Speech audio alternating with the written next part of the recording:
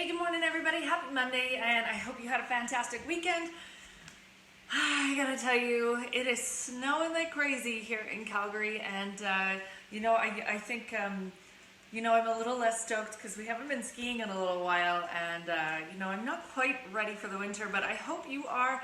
And if you are, and if you're getting ready to hit the slopes this winter, I also have a 6-week ski fit program that's going to be starting on November 1st, so definitely check it out. It's not for beginner exercisers, just FYI. It's more of a fitness and conditioning program specific to skiing and snowboarding, and kind of the impact and movement special to those activities. So if you're interested, let me know. Send me a message, comment below, or email info@getupandmove.ca. If you are a beginner but you still want to strengthen that lower body, say if you're thinking about trying skiing, or if you are a skier just not in an active exercise program at the time, you can totally do my 30-day lower body program. It's going to help increase your conditioning, but with a little bit more modifications and a little bit more guidance through there, as well as some healthy habits and nutrition. So 2 different programs, but both are available, and the lower body starting on October 25th. And again, the ski fit is starting on November 1st. So check it out. Send me messages for some more information, or to send me a chat. You can get on the phone and chat about it. Otherwise, today I'm going to kind of finish what I was doing last week and going through a little bit of a mobility series, going through some of our foundational movements. So our movement pattern that we haven't done yet is a lunge. So somewhat similar to the squat. I'm not going to go through absolutely everything, but I'll give you some mobility techniques that you can use, and just pick a couple before you start lunging, or work it into like a daily mobility routine, okay? So what I'm going to do, like I said, similar to the squat, you can start with some foam rolling and some activation of the quads and the hip flexors. All right, so I'm not going to go into that because I've already done it. You can also roll through the glutes and those hamstrings. All right, so if you're not sure, go back to last week, check out the deadlift and the squat video for some more mobility work and rolling and some activation techniques for those muscle groups. Today I just want to stick with something that I haven't done yet, and that's focusing on the IT band, which is it kind of comes down from here and attaches through there around the knee. Okay, so what I want to do is I'm going to roll that out to start with. All right, and this one can be a really sensitive one. I know it is for me. So if you have a roller, that's awesome. Rolling pin might be a little bit uncomfortable, especially if you've got tight IT band, which a lot of people do. But you could also use a ball if you have that, or a tennis ball, and it might just take a little bit of extra effort for the upper body to maintain, so you're not putting as much weight. So anytime something's too intense with the foam roller, you basically just want to decrease the amount of pressure that you're putting on, okay? Which can sometimes feel like a workout. All right, so I'm also going to get the TFL. I know I did this before too, but it's that muscle on the inside or the outside of your hip. All right, that definitely gets used and will help with the low back. But the IT band here is just kind of right down the side of your quadriceps, so your thigh. All right, so I'm just going to kind of roll up and down again. You're getting any areas of tension or tightness, you can stop and just put that little extra pressure, and then don't increase it after that. You're just going to hold it and wait for that level of intensity to decrease. You're going to hold for about 10 seconds and then release. And you can come out of it, or just go straight back in, applying more pressure again. Hold it for 10 seconds and release, and continue to roll. All right, I'm going to go out of the camera here, but you roll all the way down to the knee and just below. Do both sides.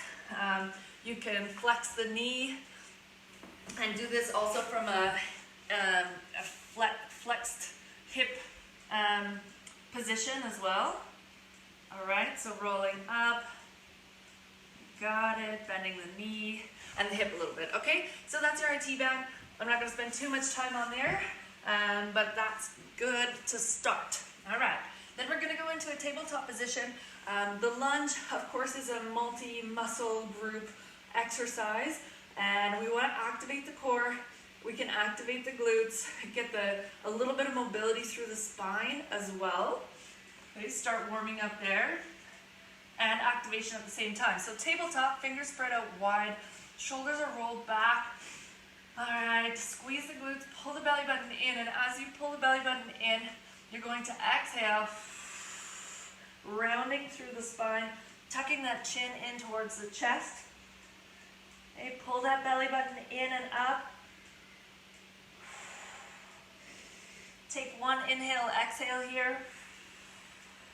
And then on your next inhale, you're going to start arching through that low back, pulling the chest forward, and think about pulling your hands back towards your knees. That's the kind of forward and back tension that you want. And as soon as you do that and pull that chest forward, you should really be able to feel it as you inhale into that low belly.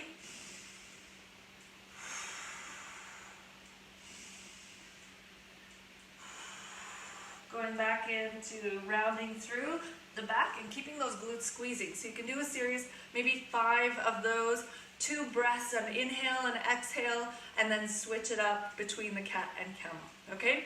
So then what we're gonna do is we're gonna go into a pigeon pose, or a pigeon stretch.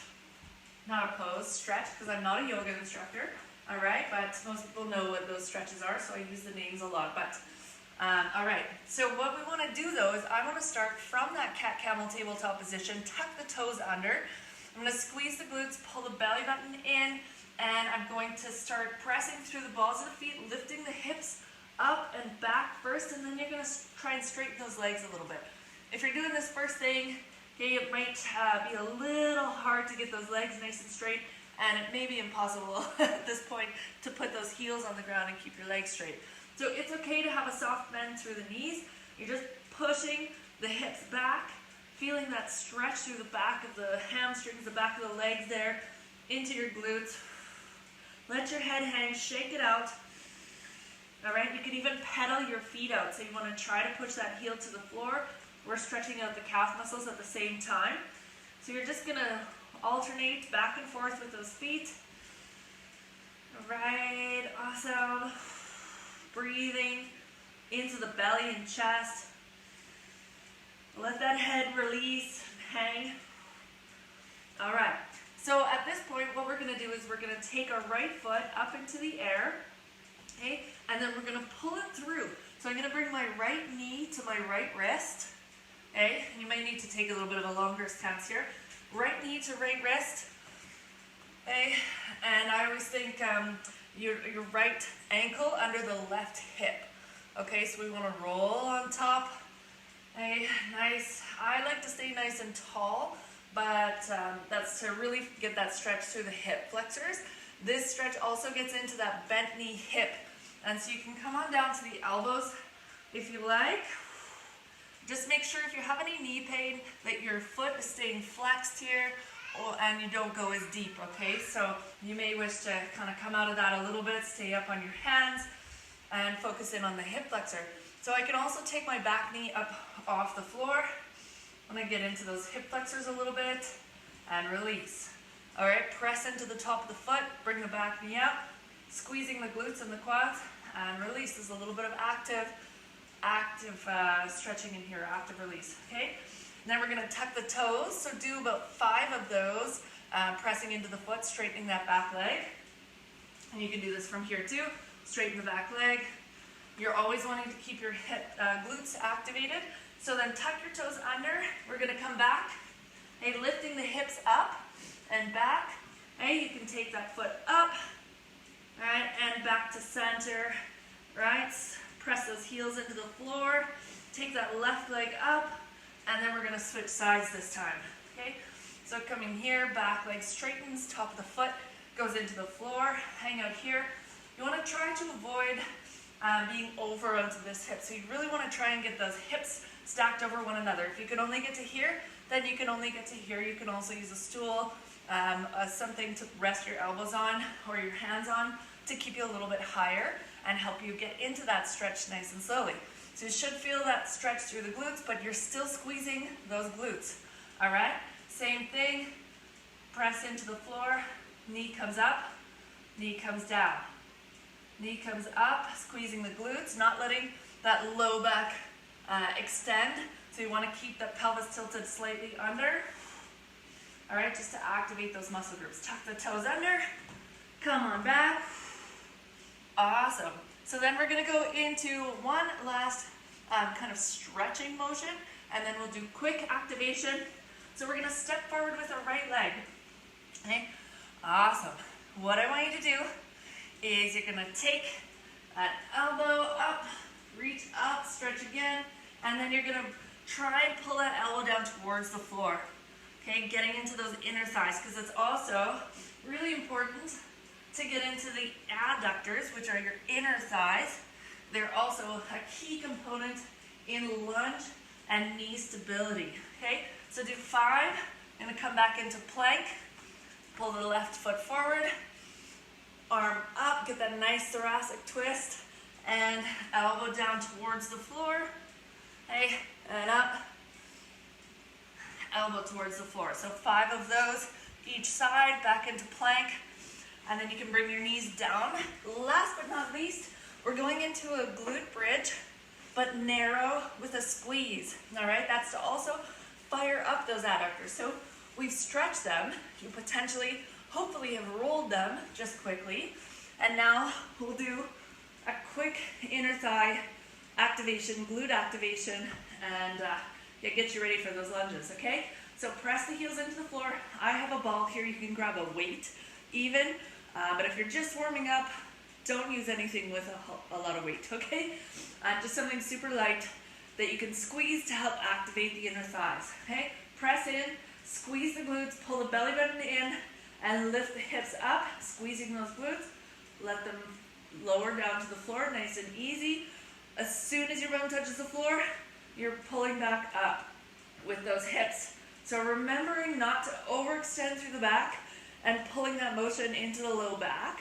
You don't need to use the low back for this. This is primarily the hamstrings, glutes, all right? And in this case, the inner thighs, because we're squeezing that ball or pillow, whatever you've got with all your might. You should be shaking, you're squeezing so hard, and you're gonna do about 10 repetitions of those. Okay, once you're done that, all right, then try going into your lunge. Okay, so I do a reverse lunge typically. Why? Because oftentimes going forward puts a lot of kind of more jarring stress on the knee, and also puts that forward pressure of the femur into the patella and can cause all sorts of things. So reverse lunge is a nice alternative to make sure you know that if you're doing that consistently, it helps keep your knees happier. Yeah. Okay. So hip width apart with the feet for the lunge. I'm going to take that reverse lunge. So take a big step back, straight back. You want to make sure that your toes, heels, and knees are all and hips are all pointing forward. Right. Then you're going to come down here. Now what I want you to do is let that back knee come to the floor.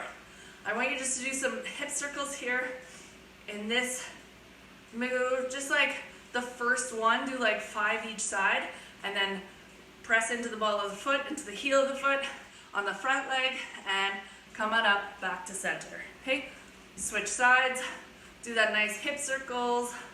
Feels a little bit awkward, but it helps to get into the hip. So you will have a slight forward lean with your lunge. That's okay.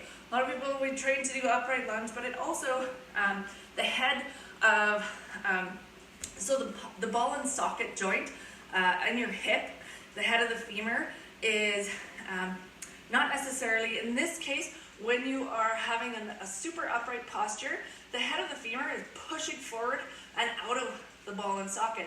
It can put a lot of stress on the tendons and muscles holding the hip in place. So you can have a slight forward hinge. You're still getting a stretch into the hip flexors. You can even add a stretch by pulling the heel in towards the bum. All right, so when you're doing that lunge, coming to center, okay, a slight forward lean is okay. All right, you just don't want to be way over and losing your core.